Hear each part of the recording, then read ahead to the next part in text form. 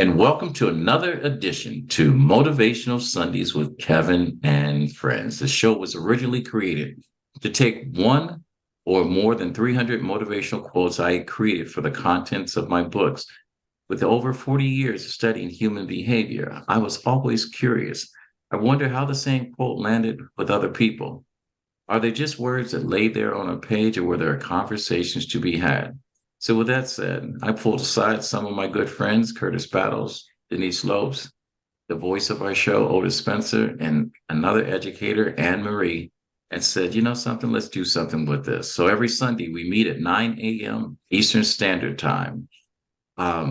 We basically toss out a quote for the day based on our interpretation and our perspective. We talk about this quote. This space is designed not to make you comfortable, but to encourage you, to inspire, to educate you, and to model and create a framework just to make you think. The key points to this show is kindness, compassion, love, joy, world relationships, and personal pleasure, and power of owning your own story. So, with that said, we're going to go ahead and I'm going to turn over this mic. Hi, I'm Kevin McLemore. I am your host and co-creator of this show. I'm going to turn it over to the voice, and he's going to throw out today's quote created by Coretta Scott King. Otis, if you don't mind turning us on with that sexy, smooth voice, and if I can say that on Sunday, God made him this way, so I gotta own it, and he's got to claim it. Go ahead, give us Absolutely. a quote for the day. Happy Sunday to everyone. Good morning and grand rising. This morning's quote: freedom is never really won. You earn it and win it in every generation. By Coretta Scott King, the wife of the late Dr. Martin Luther King. Now, this quote comes at a timely time. It is the month of June. We celebrate June 10th, the celebration of melanated people or Black people's freedom. Even though we were 2 years behind in getting the memo, we had cell phones, we'd have been free a long time ago. But it doesn't make a difference. But each generation is responsible. So I'm going to turn this quote over to Anne Marie to see how this quote lands on her. And by the way, I want to say congratulations to two of our co-hosts on here. Our voice, he had starred in a movie, which we'll probably, when his turn comes up, talk about that. But Anne Marie, an educator over here on the, I guess you were on the East Coast, celebrating the joy of one of her students winning a spoken word contest. Congratulations. Look at the power of a generation passing on to another generation. Anne Marie, how does this quote land on you? Thank you so much, Kevin, and thank you. And I am just so proud of this young man. He's an eighth grader, and he competed against high school students, and to be able to win, oh, his spoken word poetry just blew everyone away. And it was on the very topic we're talking about this morning in terms of freedom. As I take a look at this quote, I love the play in words, and I'm looking down because I'm looking at the quote in front of me, and there are two words in it, won and win it. So freedom is never really won. It's not eternal. It's not forever. Like you win freedom once and you always have the freedom. Every generation has to win it. And it made me wonder, well, why is that the case? And unfortunately, our history doesn't get passed down. Unfortunately, well, let me change that. Unfortunately, we don't remember everything about our history. And so a lot of messaging is lost because every generation we come and we think about, okay, that's what those folks did. That's what the old folks did, et cetera, et cetera. And we don't remember. But the reason why I had to walk back my remarks a little bit is because some things get repeated. We've been here. 2024, the politics in our land and what's going on and the suppression of voting and all of that, we've been here before. We've experienced that before. So it gets repeated because a new generation has to learn. And where I find hope in the quote is that each generation, because of the times that they live in, they have the opportunity to bring something new. They have the opportunity to bring a fresh new experience with it. And it is my hope that we ought to be able to do something intergenerational in order to hold on to freedom. That you have to understand what the elders have done and how they did it, and yet be open to the innovation and the creativity to hang on to freedom. The other thing I'd like to say about freedom, freedom ain't free. Freedom is not free. It comes at a cost of people's lives, of people's sacrifice, of what people have given to ensure that someone else is free. So if we can honor that with our actions, with our mindset, with what we do, we can continue to take it and we can continue to move it forward. And the last thing I want to say, I feel like I'm rambling, but the last thing I want to say is also looking at the quote, that's on the macro level in terms of society, but there's the micro level in terms of us as an individual, in terms of us being able to win the freedom within ourselves. We must first define who we are. And I don't mean, the labels that we use. I don't mean, okay, male, female, black, white, so on and so forth. Who are we? In terms, are you a light? Are you hope? Are you somebody who encourages? Who are we? And who are we in the spirit? And how can we move that forward as well? So freedom means what we need to do for ourselves, for our lives. So from the macro to the micro, that's my 2 cents worth. All right. And believe it or not, we're going to get a return on that investment, because when you look at the conversation that you had of importance of our generational wealth, when we talk about generational wealth and return on your investment, is the wisdom that has been passed down from one generation to another. We had a quote on a long time ago, or something that I've said from a quote that I remember. It says, a wise person, a smart person knows what to say. A wise person knows whether to say it or not. Yes. Dr. Martin Luther King was an example of what wisdom was. His heirs to that throne is the generation that's on this page right now, because we cannot forget the conversations that we had on the curbsides, the porch sides, visiting grandma, uncles, and sitting down and them passing on, lessons that they have learned from life. And we had taken action on making sure that we held onto the baton. And I'm using that as a metaphor since the Olympics is coming up. And I want to congratulate Ms. Richards for qualifying not only to be the leader of our country, to wear the red, white, and blue. She's taken 2 of her closest friends with her that have qualified for the 100 to run in Paris, France this year, 2024. And the reason why I cite that is because years ago, Jesse Owens and other people of color were not giving the same recognition.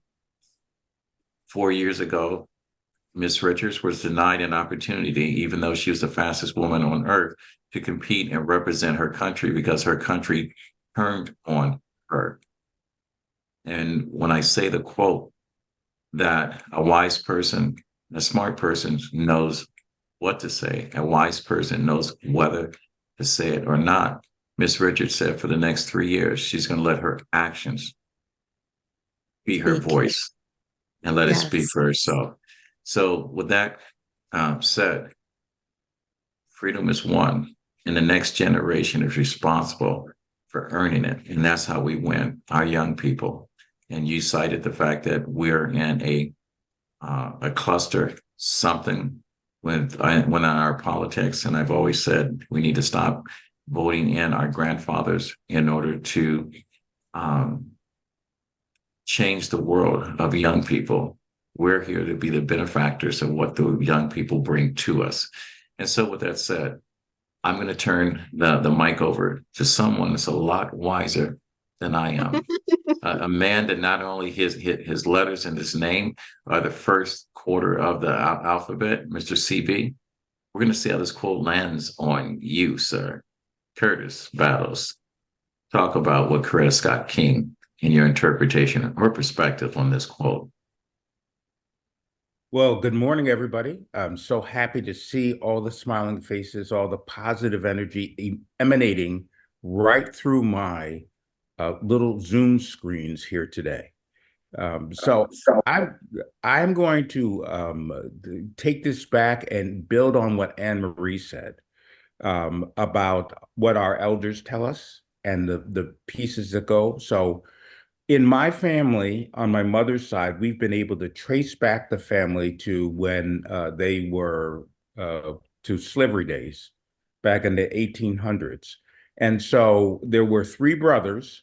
And so rather than taking the name of the slave master when they were emancipated, they took the name of the river that was going by. So they're the Banks family because it was the bank of the river and they were casting off their chains.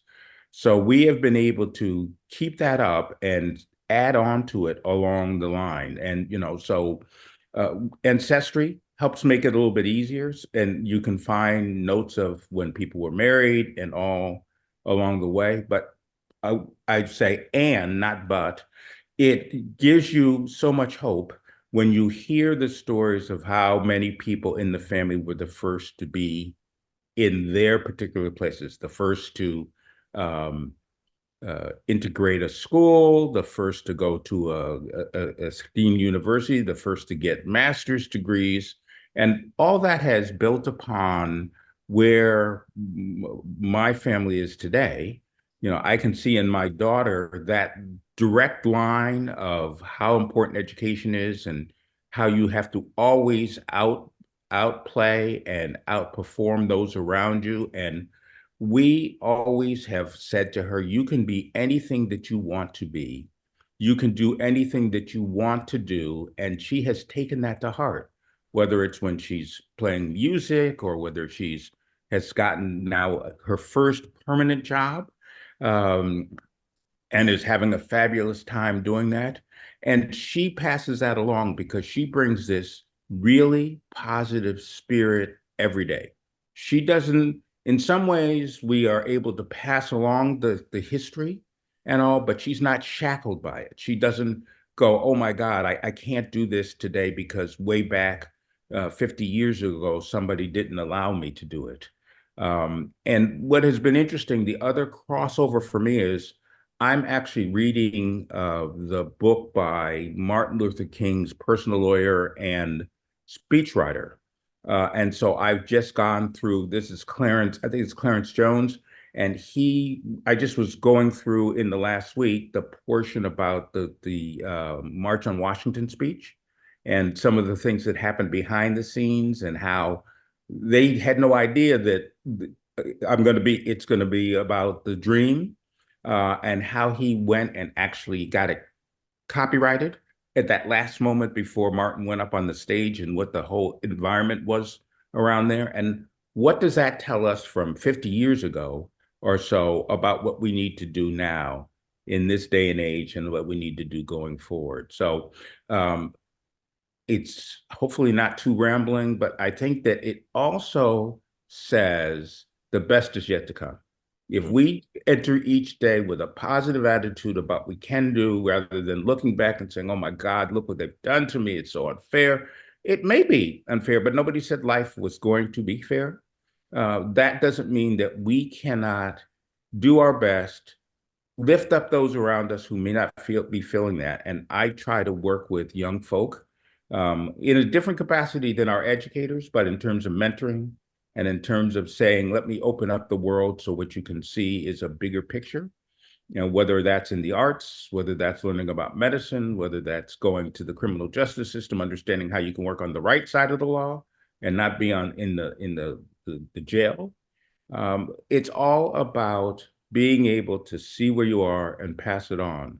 And the last thing is, we actually have 3 generations living in our house. So my father-in-law is here, my wife and I, daughter and 2 dogs. So every day we get little lessons, and you can have it. It's reinforced by those people who are around you. So that is how the quote has landed on me, the Macklemore Bunch. You know something? Humor is the nectar to the soul. And thanks for feeding and also passing on the fact that, again, knowledge is passed not down, but passed on through generations. And family is so key to the importance of the struggle of humanity. And I think that's where, we have to place value, not profit in humanity, because that's the reason why we're struggling, because they're looking for profit. And that's the reason why AI is being promoted at the rate that it's being promoted, because it's disconnecting the human experience from one human being to the other. And I appreciate the fact that both you and Anne Marie connected the dots through education has to be passed down. And people don't realize, the fact that you can drive down the street, you can turn the page of a newspaper or magazine, or anything, read the ingredients. For melanated people or Black people, however you identify and however the conversation is, the gift of being able to read and to obtain knowledge is our privilege. And believe it or not, that privilege has so much power connected to it. So with that said, don't be afraid to pick up a book and read a chapter at a time to experience what Curtis is reading from one of the great speechwriters, from one of the greatest voices and speakers of all times. You're talking about the GOAT. Dr. Martin Luther King was the greatest of all times, because we are still reciting his I Had a Dream speech, even though generations today don't understand the struggle, because the struggle is real. We're still reciting that speech, and it's one of the best kept secrets in the world. So keep the dream alive. And I'm going to go to a spoken word art author, educator. And I know you were real excited when Anne Marie had a young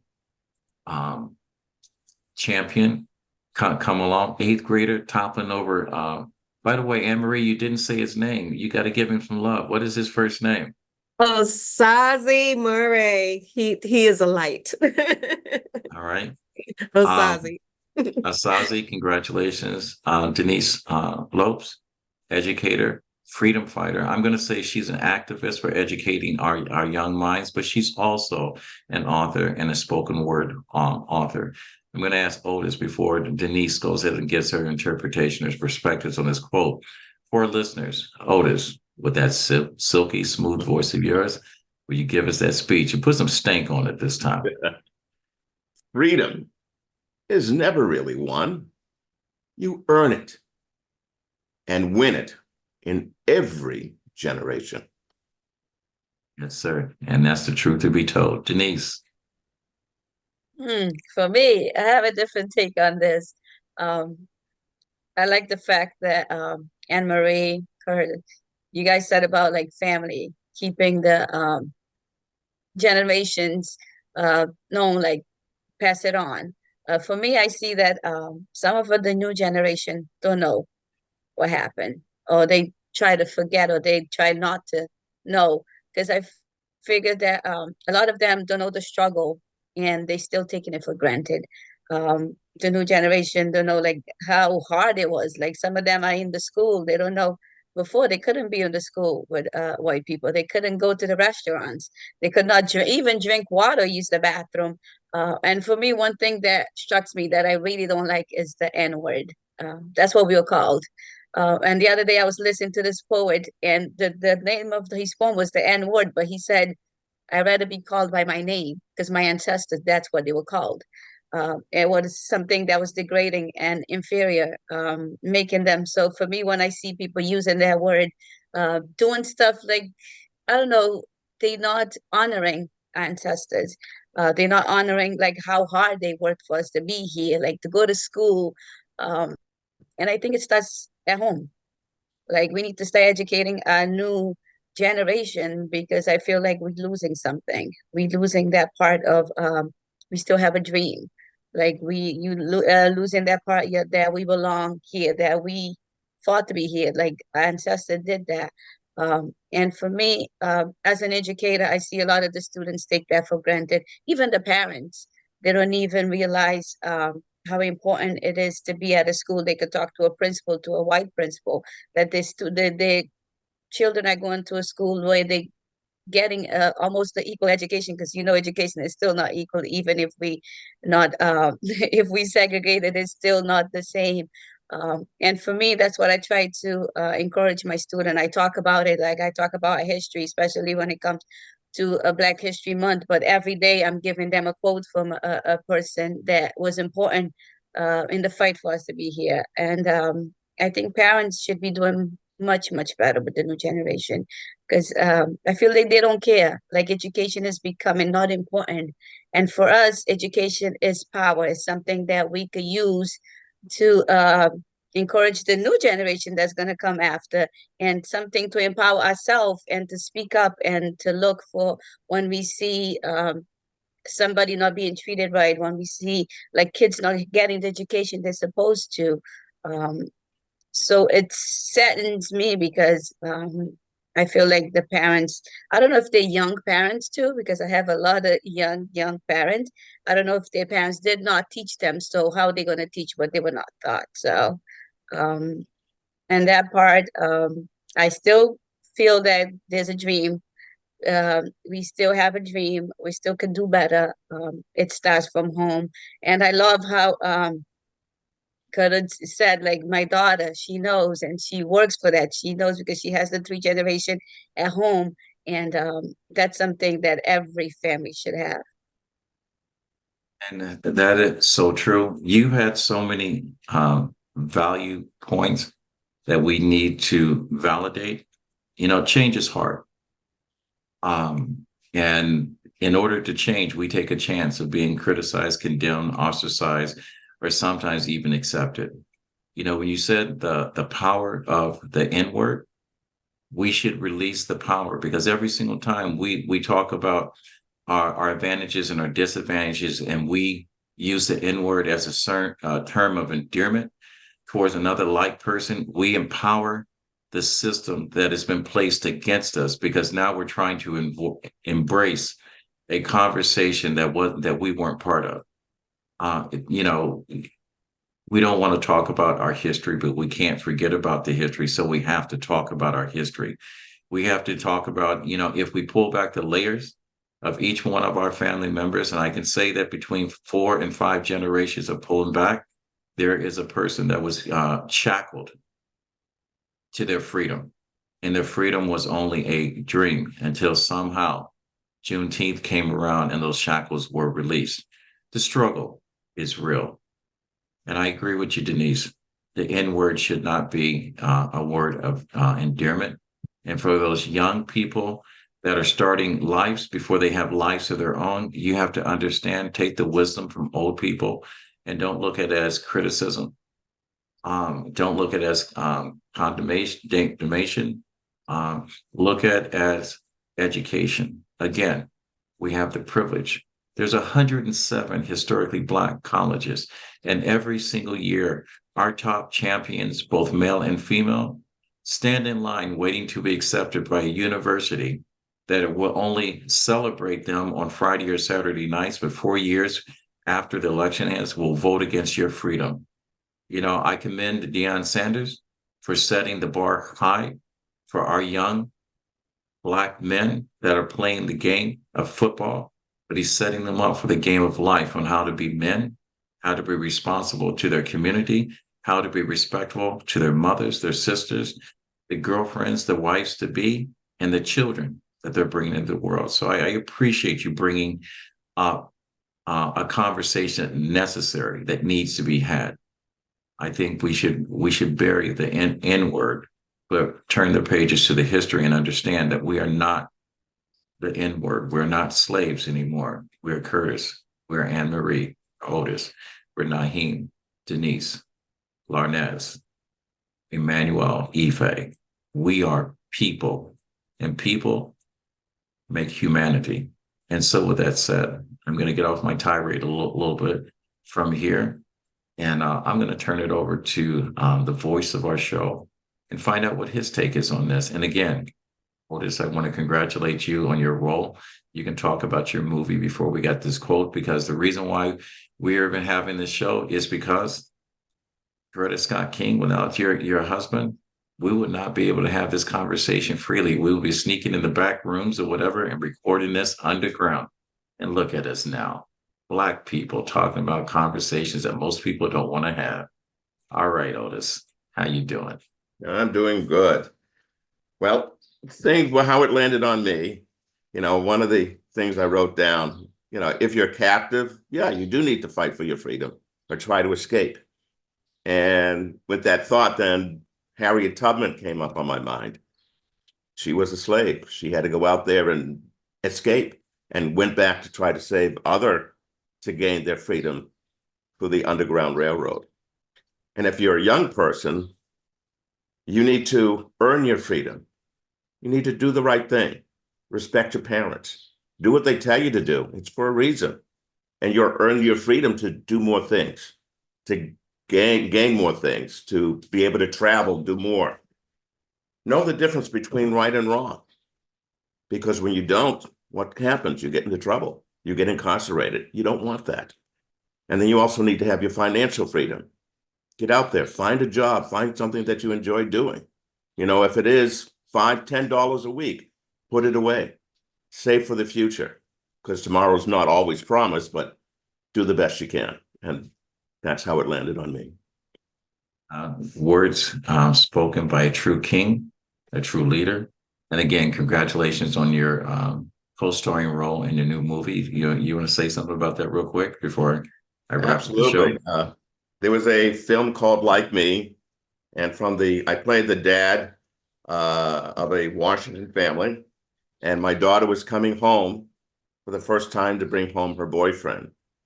And the dad forgot his roots. He grew up in the same poor neighborhood as the boyfriend did. And he came home with the Malcolm X t-shirt, hoodie on, and he says, what the hell is this? He didn't respect the ideas that Malcolm X had. And he chastised the young boy while they're sitting at the dinner table, until things got so heated, the young man got up and left. And then the dad goes out on the porch where the young man is sitting to tell him, hey, I'm not here to fight you. I understand. I'm only looking out for my daughter. I grew up in the same neighborhood. I went to the same school. We're exactly alike, until they finally went in and eased things out, and they have a better life to look forward to. And luckily, and because the film played this time in front of a minority audience, they got the different lines that were said in the movie. It got the most applause out of all the films there. And the moment that really struck me is when the director happened to say, and they have Otis Spencer out there who played the dad. I stood up, and it's like, wow, the cheers and the applause that we received for that movie. It was amazing. And Otis, I'm applauding you, because that story, the movie that you were in, actually supports the reason why this quote even exists. Freedom is never won, you earn it. Otis, you earn the right in order to play that role, to have that conversation, to get the standing ovation.